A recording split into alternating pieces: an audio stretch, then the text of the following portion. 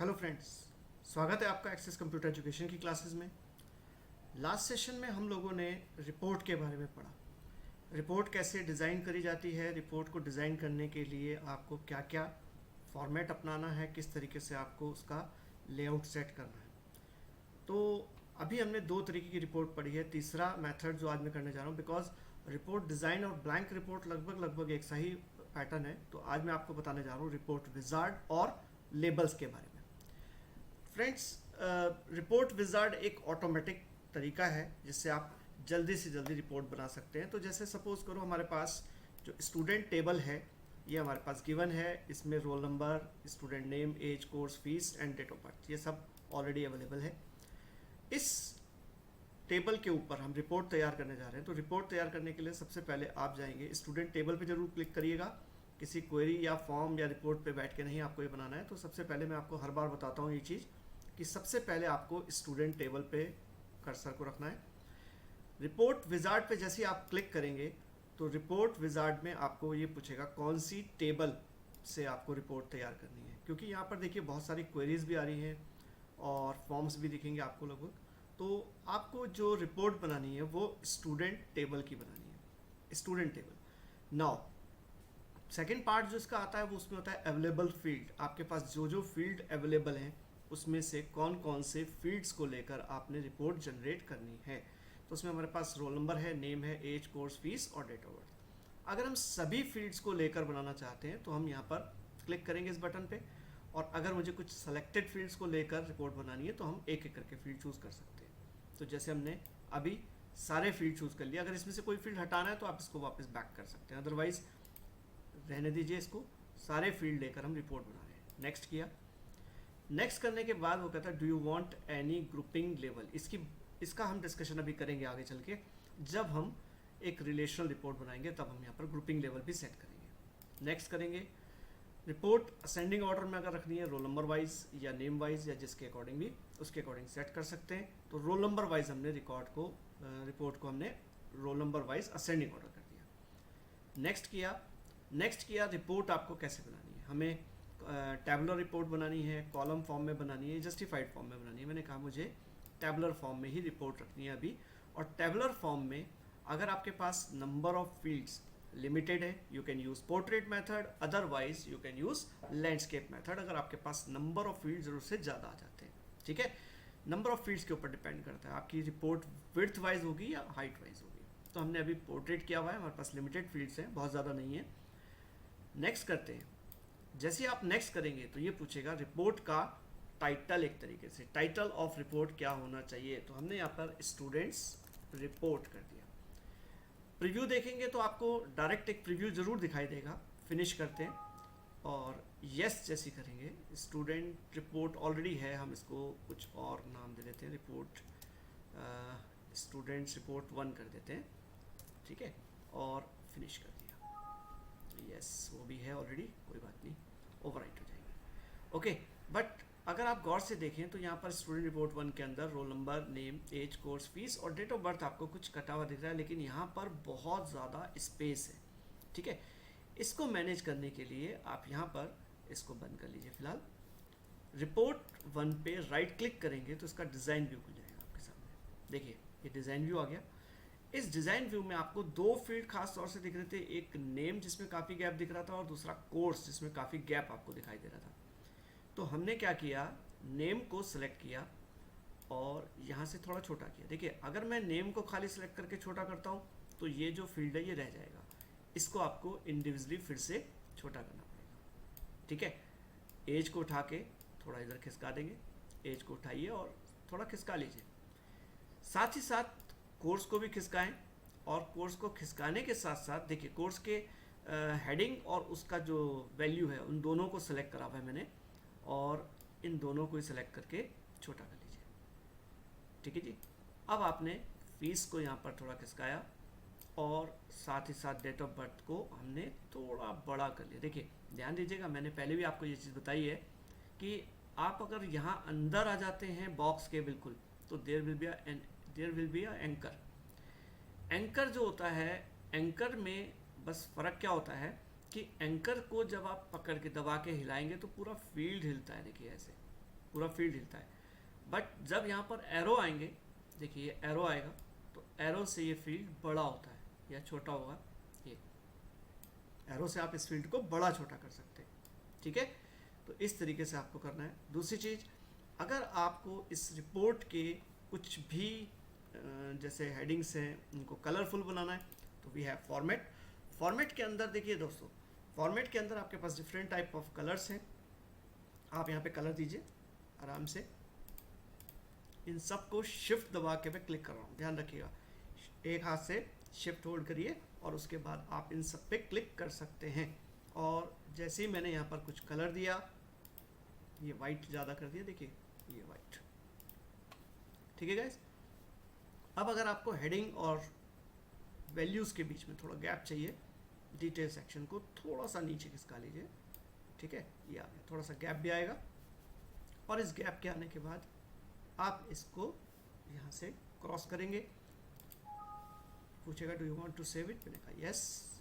अब आपने student report पे जैसे डबल क्लिक किया, you will see this is the report. ये रिपोर्ट विजार्ड के थ्रू बनी हुई एक रिपोर्ट है, बहुत खूबसूरत सी रिपोर्ट बन के आती है आपके सामने। और अब आप इसको देख सकते हैं। इसी तरीके से नेक्स्ट इसके अंदर जो हम करने जा रहे हैं वो हम क्रिएट करने जा रहे हैं लेबल्स। तो दैट वाज रिपोर्ट्स। लेबल्स क्या होता है? Excuse me. देखिए, लेबल्स अलग से कुछ नहीं है।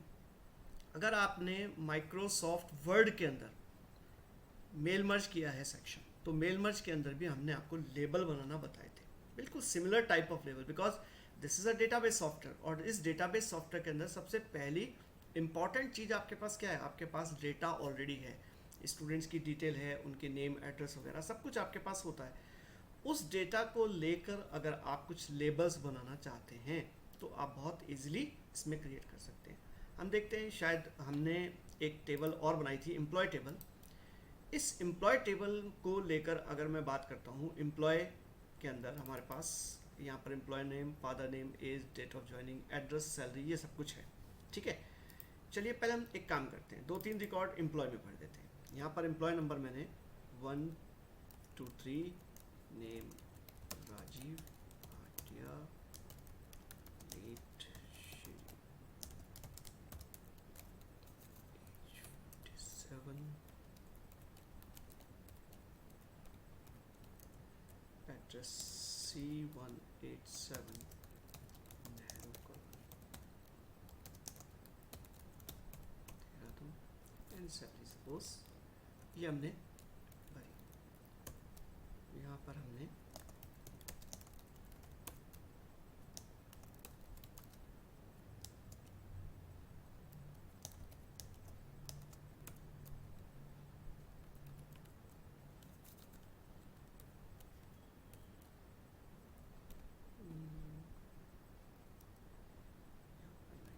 कर दिया हमने।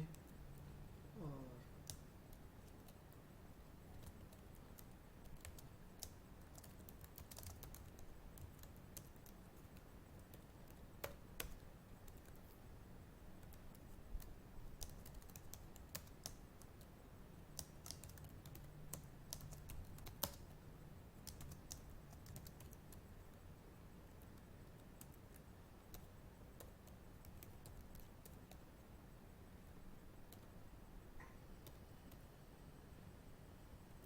ठीक है, 44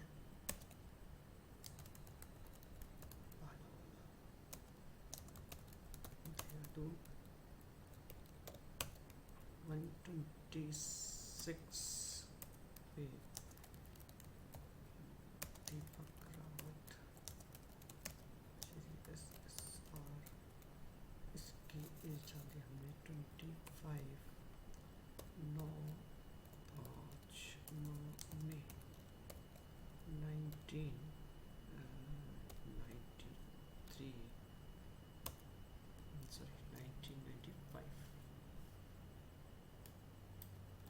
और यहाँ पे कहा 8/8